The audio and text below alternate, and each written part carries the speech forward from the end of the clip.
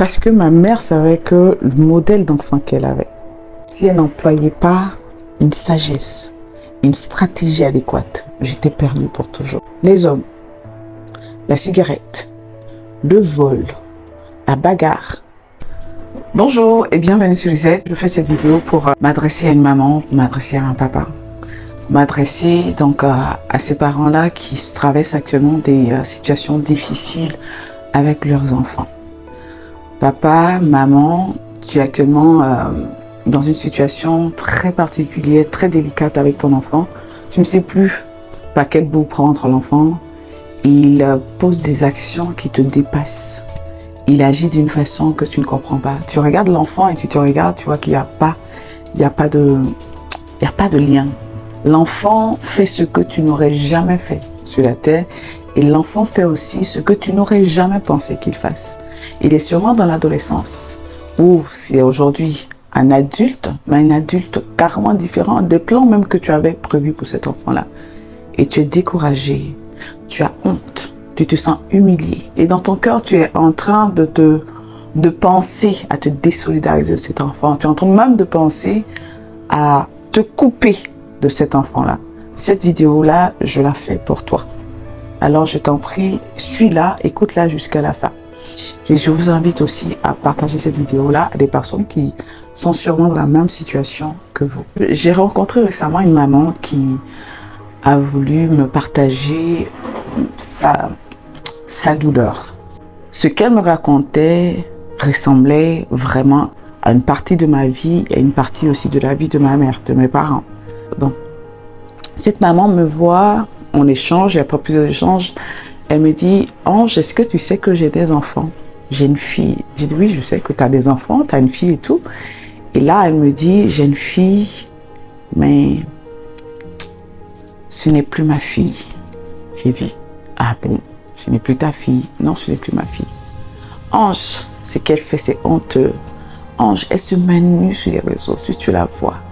Tout son corps est nu. Elle fait des choses que je n'aurais jamais pu penser, imaginer sur la terre. Elle me fait honte.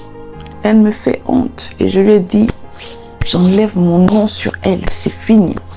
Et la mère était en train de me dire ça, elle me disait ça. Et je l'écoutais attentivement, je l'écoutais. Je souriais souvent et puis je l'écoutais. Mais c'était un cri de détresse. C'était un cri de détresse. Une mère qui a mis son enfant au monde, qui pense pour elle tout ce qu'il y a de meilleur sur la terre, et l'enfant prend la voie de la débauche. L'enfant prend la voie de ce qui était inimaginable pour elle. Se mettre nu, fumer, se droguer, avoir des hommes par-ci, par-là, contracter des relations pas recommandables. Et la maman, elle parlait. Et j'ai compris que c'était le moment de partager mon histoire. Donc aujourd'hui, je suis venue partager avec toi mon histoire.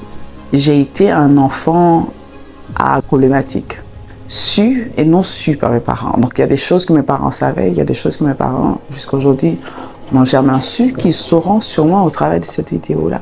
Mais je peux affirmer aujourd'hui, dans le but de parler à un parent, que j'ai été un enfant à problématique pour ma mère et j'ai failli l'être aussi pour la société. Pour mes parents, j'ai été un enfant à problématique. Mais qu'est-ce qui m'a sorti de là? Qu'est-ce qui m'a sauvé? Alors quand cette femme me racontait son histoire, ça m'a fait penser à moi-même. Et voici ce que je lui ai dit. Je lui ai dit, écoute maman, tu sais, je m'appelais, je l'appelle maman, et je mets son prénom à côté, donc j'ai dit maman, non. Donc je lui ai dit maman, est-ce que tu connais ma vie? Elle me dit non, je ne connais pas ta vie. J'ai dit ok. J'ai dit tu connais pas ma vie, mais je pense que va prendre ta fille. Va prendre ta fille. Parce que si moi, j'ai pu sortir de là où j'étais, je ne vois pas un enfant qui n'est pas récupérable. Alors maman, va prendre ta fille. J'ai fait des choses que ma mère n'aurait jamais pu faire sur la terre. J'ai fait des choses que mon père n'aurait jamais pu imaginer pour moi. Mais n'empêche qu'elle était là. Jamais elle n'a eu honte de ce que j'étais. Et pourtant, cela appelait la honte. Jamais elle s'est sentie humiliée pour cela. Et pourtant, ça appelait l'humiliation. Jamais elle a voulu de sa vie enlever son nom sur ma personne. Et pourtant, les choses que je faisais pouvaient l'emmener à se désolidariser de moi. Que ce soit ma mère ou mon père. Mais je veux plus parler de ma mère parce que j'ai une relation particulière avec cette dernière. J'ai grandi à l'église quand ma famille, hein, ma mère c'est celle qui spirituellement portait la famille. Donc j'ai grandi à l'église, j'ai été élevée selon les valeurs de Dieu dans l'église. Avec en plus de ça la chicotte, la matraque. Parce que mon père, c'était un volcan. Il ne badinait pas. Lui, c'était du tac au tac. Tu fais, tu reçois soit le bâton, soit la ceinture en cuir, soit la matraque. Et je peux vous dire que la matraque, j'ai connu. Je ne sais pas parmi mes sœurs s'il y en a une qui a été autant tabassée que moi. Mais j'ai reçu des coups. J'ai été bastonnée copieusement parce que j'étais un enfant à problématique. Et c'était pour mon père la solution. Mais ce n'est pas ça qui m'a sorti de toutes ces problématiques. C'est pas ça qui m'a empêché de voler. C'est pas ça qui m'a empêché de fumer. Oui, mes parents, mon père, ma mère n'ont jamais su que je fumais. Mais oui, je fumais. Ça ne m'a pas empêché de fumer. Ou même de flirter quelquefois avec la drogue. Ça ne m'a pas empêché de le faire. Et les pronostics des gens sur ma vie, c'était clair. Et quand je le dis pas parce que je devine. Je le dis parce que c'est des paroles qui sont sorties de la bouche de personnes qui, pour elles, rien de bon ne pouvait sortir de moi encore. Rien. Rien de bon. Pour certains, je dois me retrouver dans un village, quelque part, avec 1, 2, 3, 4, 5 enfants, de pères différents, dans la pauvreté extrême. Des gens ont pensé que c'est comme ça que j'allais finir. Il y en a qui ont même pensé que je serais aujourd'hui une vieille fille chez mon père, avec mes enfants de pères différents. C'était le pronostic qui était fait sur ma vie, en fonction de ce que les gens voyaient de moi. Je dis à cette maman, si tu connais ma vie, tu vas le reprendre ta fille tout de suite. Et là, elle me montre sa fille, et je vois sa fille. Sa fille est belle. Une belle fille. Et le truc, c'est que cette fille-là lui ressemble textuellement. Effectivement, cette maman-là, elle est belle. Elle est intelligente. Elle est débrouillade. Elle est sage. Et sa fille, physiquement, lui ressemble textuellement. Et donc, je comprenais encore plus pourquoi elle avait cette envie-là de se désengager totalement de sa fille. Parce qu'elle voyait sa fille. Elle se voit d'abord. Mais elle, ne faisant pas ça, comment? C'est comme si c'était elle qui était en train de s'adonner à ça quelque part. En plus, c'est 9 mois qu'elle a porté. Tout ce qu'elle a prévu dans son esprit pour cet enfant, la voie qu'elle a voulu que l'enfant suive. Alors je pose la question à la maman et je lui pose aussi en même temps cette question. Si tu as un père, tu as une mère qui me suit aujourd'hui, je dis à la maman, qui est le propriétaire de cet enfant? Et là elle me dit, bah c'est moi. C'est moi, je suis sa maman. Je lui demande encore, je dis, qui est le propriétaire de l'enfant? L'enfant là. Et je lui pose la question autrement, qui t'a donné cet enfant? Qui t'a donné cet enfant? Il me dit, bah c'est Dieu qui m'a donné cet enfant. J'ai dit, tu vois maman, c'est Dieu qui t'a donné cet enfant. Et c'est parce que beaucoup de parents pensent qu'ils sont le propriétaire de leurs enfants, qu'ils arrivent à se désolidariser de leurs enfants, qu'ils arrivent à se dire aujourd'hui tu n'es pas mon enfant. Alors que non, aucun parent n'est le propriétaire de son enfant. Vous pouvez être le propriétaire d'un véhicule. Pour l'enfant, ça ne peut pas se faire. L'enfant, c'est un don que Dieu donne à un parent. Mais lorsque tu reçois un don, je t'ai donné une voiture, je t'ai donné quelque chose de précieux ou même de pas précieux, peu importe. Mais quand cette chose est en train de déconner, qu'est-ce que tu fais? Tu prends cette chose et tu la ramènes à celui qui t'a donné. Ah, tu sais, le portable que tu m'avais donné, il déconne et tout, ou l'engin que tu m'as donné, il y a un problème dessus, est-ce que tu as la notice?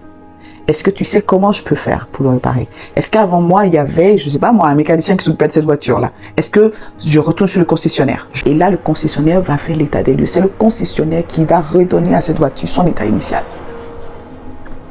Mais tant que une personne va penser, une maman, un papa pensera qu'il est maître, il est le propriétaire de son enfant, ça sera difficile de faire en sorte que cet enfant-là soit ce qu'il doit être véritablement sur cette terre. Et je dis par exemple que cette maman, à un moment, s'est pensée être propriétaire de son enfant et que c'est pour cela qu'à un moment, elle s'est dit, je peux prendre l'enfant et le déposer quelque part, dire que ce n'est pas mon enfant. C'est parce que Dieu, en tant que propriétaire de cet enfant, parce que créateur de cet enfant, cette information-là a quitté son cœur. Elle a été tellement choquée par ce qui se passait que cette information a quitté son cœur. Il y a des événements qui, lorsqu'ils arrivent dans nos vies, on perd pied, on perd le nord, on ne sait même plus sur quoi s'appuyer. Mais il faut se reposer, se poser les bonnes questions. À qui appartient cet enfant? Je me rends compte que je ne peux pas créer un nez, je ne peux pas créer un homme, je ne peux pas même donner la vie. C'est Dieu qui donne la vie à une personne. Mais cet enfant que j'ai porté pendant 9 mois, qui me l'a donné? C'est Dieu qui me l'a donné. Certes, j'ai fait ce par quoi Dieu passe pour faire venir un homme sur la terre et il m'a choisi. Il vous a choisi en tant que parent. Il t'a choisi maman en tant que maman. Mais tu n'es pas le propriétaire de cet enfant. Tu es l'intendant, l'autorité à qui Dieu a jugé bon de faire ce don-là, l'enfant, pour lui permettre de lui donner au travers de vous ce dont il a besoin pour que l'enfant fasse sa mission sur la terre. Et ma mère l'avait compris depuis très tôt. Pourquoi je le dis? Je me rappelle, ma mère a pris ma main un jour. Et je sais qu'elle a fait pour tous ses enfants. C'était, écoute, viens ici. Là, j'étais encore plus petit, je n'avais pas encore commencé à manifester tout ce que j'ai manifesté après. Elle m'a pris de la main, elle m'a dit, regarde-moi, Saint-Tige. Sur cette terre, je ne t'ai pas confié à un homme. Regarde-moi dans les yeux, je ne t'ai pas confié à un homme. Je ne connais personne capable de te secourir. Personne. La seule personne à qui je te confie, regarde-moi, c'est Dieu. C'est Dieu. Je ne te confie pas à un homme. Regarde, même moi, ta maman, n'aie pas confiance en moi. Moi-même, ta maman, est-ce que je suis faillible? Oui, je suis faillible. Je peux te blesser demain. Pas confiance. Je te confie à Jésus. Je te confie à Jésus. C'est lui ton ami. C'est Jésus ton ami. C'est Jésus ton ami. Laissez ma main. Ma mère a pris chacun de ses enfants. Tous les dons, les 10 dons que Dieu lui a donnés, elle les a ramassés comme ça. Elle les a pris, elle les a jetés chacun dans la main de Dieu. Chacun dans la main de Dieu. Donc, elle comprend que je suis certes son enfant. C'est un don que Dieu a fait. Mais celui à qui j'appartiens, c'était Dieu. Donc, chaque fois qu'il y avait un problème, ma mère, c'était d'abord Dieu. C'est là-bas, dans le lieu secret, qu'elle faisait toutes les guerres. Et ensuite, les stratégies sortaient. Et elle mettait en place les stratégies. Je me rappelle qu'à 17 ans, je m'étais donné pour objectif de devenir la femme d'un homme plus âgé que moi et qui avait 2 enfants. J'étais tombée amoureuse de cet homme-là. Mais la grâce que j'avais, c'est que ma mère, très tôt, était aussi ma confidente. Et je pense que c'était aussi une de ses stratégies, de faire de moi son ami, pour savoir tous mes plans et de pouvoir dans la prière tous les casser. De pouvoir dans le secret tout mettre vraiment, tout démolir tous mes plans. Alors je tombe amoureuse de cet homme-là. Il a 2 enfants, il est bien plus âgé que moi. Et ma mère voit que quand le week-end arrive, ma mère voit que je pars à Abidjan le week-end. Quand on dit vendredi ou même jeudi, même j'ai déjà grillé un coup, moi je suis partie. Et je reste là-bas. Et ma mère vient. Elle fait, comment je vais dire, la politicienne. Il vient dans ma chambre et me parle. Mais je veux le connaître. C'est qui? Ah, il s'appelle ça. Ok, d'accord, je veux le connaître et tout ça. Et ma mère fait venir la personne à la maison. Elle échange avec cette personne sans mon père. Parce que mon père, je vous avais dit, lui, c'est le volcan. Il n'y a pas de négociation et tout ça, non. Et ma mère fait venir cette personne à la maison, elle échange avec cette personne. Elle est bienveillante, agréable avec cette personne. Mais elle a son plan dans sa tête. cet homme n'est pas l'époux de ma fille. Je le sais. Elle me l'a dit. Je savais que cet homme n'était pas ton époux. C'était pas le moment. Et dans le secret, je me mettais à terre. Je me mettais à genoux chaque fois. Et je recommandais à Dieu. Mais j'étais là pour qu'au cas où, quand tu allais cogner le mur bientôt, je sois là encore pour te porter. Je sois là pour te soutenir, pour te consoler. Et elle a été là quand j'ai cogné le mur. C'est elle encore qui m'a consolée. Elle m'a dit ces paroles que je viens de vous dire. Je me rappelle qu'un jour, j'étais en train de mourir. Parce que je m'étais donné à une pratique, l'IVG, l'interruption volontaire de grossesse. Lorsque d'ailleurs, j'étais en train de mettre fin à ma relation avec cet homme dont j'ai parlé. Et j'étais en train de mourir à la maison. Et j'étais couchée là dans la chambre, en train de mourir. Je me tordais de douleur. Quand ma mère rentrait dans la chambre, maman, j'ai mal à la tête, j'ai mal aux pieds. Saint-Tiche, tu as quoi? J'ai mal à la tête. Saint-Tiche, tu as quoi? J'ai mal au ventre. J'étais en train de mourir. Au passage, j'ai une amie, père à son âme, qui est décédée de ça. Et c'était les mêmes choses, les mêmes symptômes. Mais moi, Dieu m'a fait cette grâce-là. Ma mère est restée à son poste. Elle n'a pas bougé. Elle était là. Elle était présente, suppliant Dieu, recevant les stratégies pour savoir quoi faire. Et elle a fait. Elle ne s'est pas dit, non, mon cœur est trop blessé, je ne vais pas, je ne peux pas, je ne peux pas. Elle est devenue mon amie pour savoir tous mes plans. Il est déjoué dans la prière. À qui est-ce qu'elle allait confier ses enfants? Qui pouvait savoir où je suis pendant qu'elle dort? Qui pouvait savoir ce que je faisais pendant qu'elle dormait et pendant que mon père était au travail? Qui pouvait savoir ce que je faisais? Qui pouvait me garder sur cette voie que j'utilisais chaque fois pour aller m'amuser? Qui était avec moi lorsque chaque semaine, chaque week-end, je prenais la route pour aller dans un endroit inconnu, avec un inconnu? Qui pouvait me garder? Écoutez, lorsque votre enfant va à l'école, est-ce que vous êtes avec cet enfant? Qui garde cet enfant-là? Est-ce vous? Est-ce la maîtresse, le maître ou le garde du corps? Vous êtes certain que ce sont ces personnes-là qui gardent vos enfants? Non. Ou c'est la clôture qui est autour de l'école? Qui garde votre enfant pendant que vous dormez? Qui s'occupe de lui? Qui? Vous ne pouvez pas être à un point B, à un point A, à un point C en même temps. Il n'y a qu'une seule personne capable de faire. Celui qui vous a donné cet enfant. Faites l'effort. Ayez ce courage-là de prendre cet enfant et le ramener à Dieu. Et le courage de vous mettre à genoux et de regarder. Regarde l'enfant que tu m'as donné. Voici, l'enfant, voici ce qu'il est en train de devenir. Il ne ressemble ni à moi, il ne ressemble ni à toi. Mais regarde ce qu'il est devenu, je t'en supplie. C'est toi qui me l'as donné. Tu sais ce que j'ai à faire.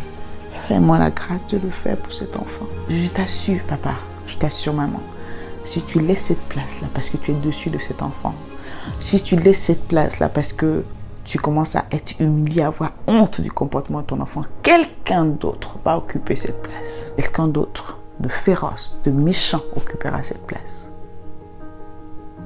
Les réseaux sociaux vont occuper cette place-là. Un inconnu, une inconnue qui ne partage pas tes valeurs, les valeurs précieuses que tu as, va venir occuper cette place-là pour conduire ton enfant dans la vraie force. C'est là-bas que ton enfant va se retrouver. Et même s'il est déjà là-bas, la stratégie, reviens à celui qui t'a donné cet enfant-là. Reviens à lui. Demande-lui des stratégies. Connecte avec des personnes qui sont déjà passées par là, qui ont traversé cette situation-là, pour savoir comment tu sors cet enfant-là de là. Et c'est possible. Et ça fait partie de ta mission. Celui qui t'a donné cet enfant sait que tu as les capacités de pouvoir sortir l'enfant de là. J'ai la conviction que le choix que Dieu m'a fait de me donner ses parents, mon papa et ma maman, c'est parfait. Le choix que Dieu fait de vous choisir comme parents pour nous les enfants, c'est un choix qui est parfait. C'est un choix qui est parfait, ce n'est pas pour rien. Et vous ne pouvez pas abandonner comme ça. Parce que vous êtes humilié. Et je le répète, si vous vous sentez humilié, si vous vous sentez honteux de ce que votre enfant fait, c'est parce qu'à un moment, vous avez pensé que vous étiez le propriétaire de cet enfant-là. Et que vous maintenant, puisque je suis propriétaire de cet enfant, je décide de le prendre et de le déposer comme si c'était une voiture qui à un moment ne fonctionne plus, je dois la déposer et partir. Non. Non. Vous n'en êtes pas le propriétaire. Je ne suis pas la propriété privée de ma mère. Et ma mère le sait. Et je le sais. Je sais que je suis suscitée. Il y a quelqu'un qui m'a fait venir susciter pour accomplir une mission. Et je le fais consciemment. La plupart des enfants ne savent pas. Il faut quelqu'un pour les amener à cela. Si tu penses aussi que ton enfant vole, je ne sais pas si on est au même niveau, peut-être que lui, il est à un autre niveau, mais je vais donner encore une anecdote. J'avais pour habitude de prendre l'argent de ma mère. C'était ma première ressource pour faire ce que je voulais, pour aider mes amis, pour m'acheter les trucs que je voulais. Mais au fur et à mesure que je prenais de l'âge, l'argent ne suffisait pas, il fallait que je prenne j'ai encore beaucoup plus d'argent. Et un jour, ma mère en avait marre. Elle était fatiguée de ça. Et ce qui s'est passé, c'est qu'elle avait beau cacher son argent dans tous les recoins de la maison. Moi, c'est comme si je savais. Mes sens étaient vraiment très développés pour savoir exactement où est-ce qu'elle avait mis son argent. Et un jour, elle en avait marre. Elle est rentrée dans la chambre. Elle a dit, aujourd'hui, je suis certaine que tu ne sauras pas où j'ai déposé mon argent. J'ai dit, ah bon, d'accord, vas-y. Elle est rentrée avec moi dans la chambre. Et voilà, ce placard était là. Et tout. Et pendant 2 minutes, je suis rentrée dans la chambre. J'ai regardé à gauche. J'ai regardé à droite. J'ai fait ça. J'ai dit, maman, tu as déposé ton argent là-bas. Je suis allée. Dès que j'ai touché, l'argent était là. J'ai dit, voici ton argent. Tiens. Elle savait qu'elle n'avait pas d'autre recours. Quel recours? Si ce n'est pas Dieu qui vient t'aider. Quel recours, au fait? Quel recours? Et mon père, lui, n'en parlant pas. Lui, on avait fait une coalition même pour en finir avec ses finances. Pourquoi? Parce que, je vais le raconter après. Mais je me rappelle encore de ce que je faisais. Cette maman disait que sa fille se mettait nue, je me voyais. Clairement. Je prenais des photos nues, comme ça. Pourquoi? Ne laissez pas vos enfants pour ce genre d'acte. Je suis la preuve que tout est possible. Donc à cette maman-là, je vais expliquer que non, qu'elle reste à son poste. Qu'elle retourne à celui qui a donné l'enfant. Et qu'elle mette en place toutes les stratégies qu'il lui donnera. Donc je vous en prie, prenez courage. Voilà, vos enfants sont des dons, vos enfants sont des royautés qui juste pour l'instant ne savent pas qui ils sont. Mais par vous, par votre persévérance, et puis surtout en retournant à la source, votre enfant va comprendre qui il est et ça va commencer à rajuster les choses dans sa vie. Voilà, je vous fais plein de bisous. Vous avez suivi cette vidéo et vous vous posez sûrement la question à savoir pourquoi, malgré l'éducation stricte que j'ai reçue, les valeurs qui m'ont été inculquées, pourquoi, malgré tout l'amour de mes parents, j'ai quand même manifesté tous ces comportements. Et sûrement que votre enfant, votre frère, quelqu'un dans votre entourage se trouve dans la même situation et vous vous posez cette même question-là. Malgré l'éducation que vous lui avez donnée, malgré toutes les ressources que vous mettez à sa disposition, malgré votre soutien, malgré les prières que vous faites pour lui, tous les jours, cette personne-là continue quand même de manifester tous ces comportements-là qui montrent qu'il est un enfant, un adolescent ou un adulte à problématique, comme je l'étais dans le passé. Et vous vous posez aussi sûrement la question à savoir comment est-ce que j'ai fait pour sortir de là, parce que oui, je suis sortie de cette situation. Je ne suis plus cette jeune fille qui agissait de la sorte. Qu'est-ce qui s'est passé? Qu'est-ce qui a fait que j'ai mis à terre la cigarette? Qu'est-ce qui a fait que j'ai mis à terre les relations avec les hommes? Qu'est-ce qui a fait que j'ai mis à terre le vol? Qu'est-ce qui a fait que j'ai pu et su dire non à la drogue? Qu'est-ce qui a opéré ce changement dans ma vie? Quel est l'élément déclencheur qui est intervenu dans ma vie et a tout chamboulé? Parce qu'il y en a eu un. Et dans la seconde partie de cette vidéo, je vais répondre à ces 2 questions-là. Je vous invite donc à rester connectés. Abonnez-vous à cette page-là. Likez cette vidéo si le contenu vous a plu. Et aussi, laissez-moi un commentaire. Ça me fera plaisir d'avoir vos retours. Et je vous dis à très bientôt. Papa, maman. Dans la deuxième partie, l'amour que j'avais pour ma mère n'a rien changé. Aller à l'église, n'a rien changé de ma vie. Et je sais que si j'étais musulmane, ça n'allait pas changer ma vie. Les amitiés n'ont pas changé ma vie. L'amour d'un homme, Dieu sait quelle opportunité de rencontre j'ai eue. Ça n'a pas rassasié mon âme. Non. Elle voulait plus que ça. Elle savait qu'il y avait plus. Ce qui a déclenché le changement de ma vie, c'est parce que j'ai entendu la première fois cette voix-là, qui a commencé à me dire petit à petit qui j'étais.